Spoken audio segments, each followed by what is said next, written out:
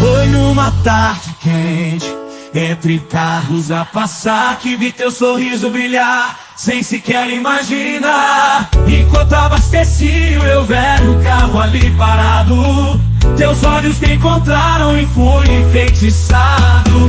Me apaixonei por uma feitiço, teu jeito simples, tua alma de artista.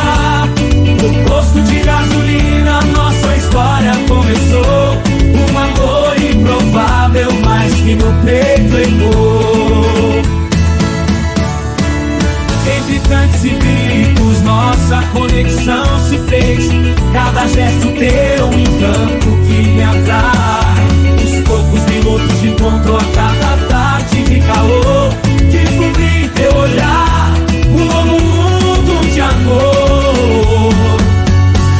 Me apaixonei por uma feitiço, teu jeito simples, tua alma de artista.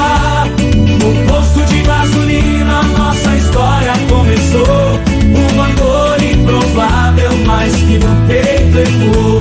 Não importa a distância, nem a estrada ao percorrer, meu amor por ti, frentista, jamais irá fenecer. Entre o cheiro de gasolina e o som dos motores a rugir, encontrei em ti o meu eterno porvir.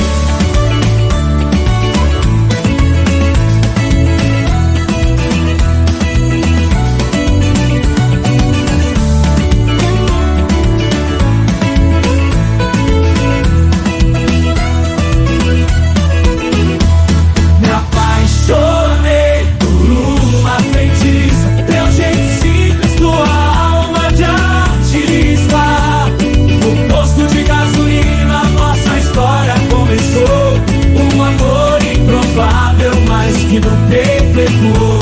Não importa a distância, nem a estrada a percorrer, meu amor por ti, frentista, jamais irá fenecer. Entre o cheiro de gasolina e o som dos motores a rugir, encontrei em ti o meu eterno porvir. Não importa a distância, nem a estrada a percorrer, meu amor por ti, frentista, jamais irá perecer. Entre o cheiro de gasolina e o som dos motores a rugir, encontrei em ti o meu eterno porvir. Me apaixonei por uma feitiça, teu jeito simples, tua alma de artista.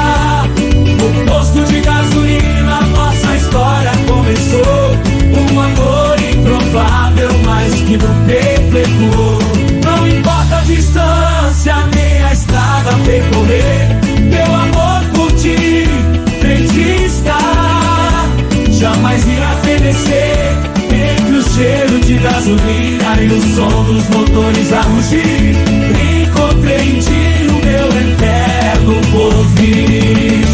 Não importa a distância, nem a estrada a percorrer, meu amor por ti, frentista, jamais irá perecer. Entre o cheiro